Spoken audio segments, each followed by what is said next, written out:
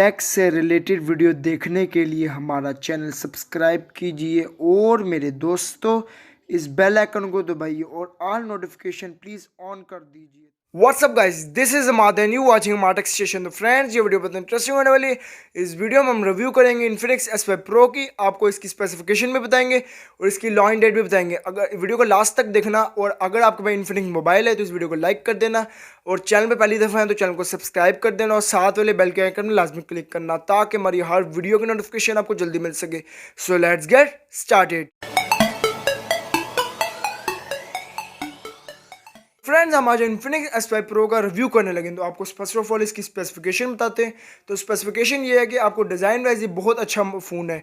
तो आपको हम इसके अंदर ट्रिपल सेटअप कैमरा, तो फर्स्ट कैमरा आपको 48 मेगापिक्सल मिलता है और सेकंड कैमरा इसको 2 मेगापिक्सल का आपको डेप्थ सेंसर मिलता है। थर्ड कैमरा आपको VGA कैमरा मिलता है। VGA कैमरा आपको लो लाइट में बहुत हेल्प करता है।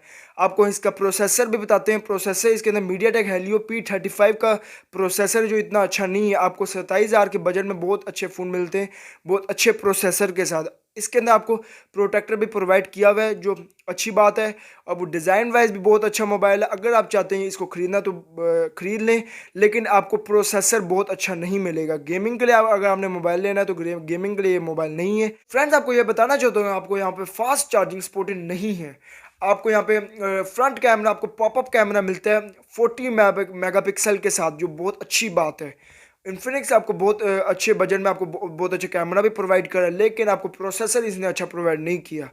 जो बहुत अच्छे मोबाइल होते हैं जैसे 27,000 के बजट में आपको बहुत अच्छे मोबाइल मिलते हैं अच्छे प्रोसेसर के साथ। अगर आप इस मोबाइल को गेमिंग के लिए यूज़ करना चाहते हो तो प्लीज़ इसको बाय ना करें, क्योंकि ये गेमिंग के लिए बिल्कुल नहीं है फ़ोन। फ्रेंड्स, इसके अंदर एंड्रॉयड 10.0 है। ये मैंने आपको 6GB 128GB का बताया है। तो अब हम चलते हैं 4GB 64 की तरफ। कुछ लोग सोचते हैं यार 4GB 64GB में आपको वही सब कुछ वही स्पेसिफिकेशन मिलेगी, लेकिन मेरे भाई वैसा नहीं है। बहुत चेंजेस होगी। अभी तो लॉकडाउन चल रहा है, लेकिन जब ये 4GB 64GB आएगा तो आप देखेंगे बहुत चेंजेस होंगी। तो इन्फिनिक्स ने अच्छा प्रोसेसर नहीं डाला, ये बहुत बुरा किया इन्फिनिक्स ने। अगर वो स्नैपड्रैगन डाल देता तो उसका क्या जाता। तो आखिरी बात आती है कि आपको ये खरीदना चाहिए या नहीं। तो मैं यही रिकमेंड करूंगा आपको ये नहीं खरीदना चाहिए, क्योंकि इसमें आपको अच्छा प्रोसेसर भी नहीं मिलता और ये गेमिंग के लिए भी नहीं है फ़ोन।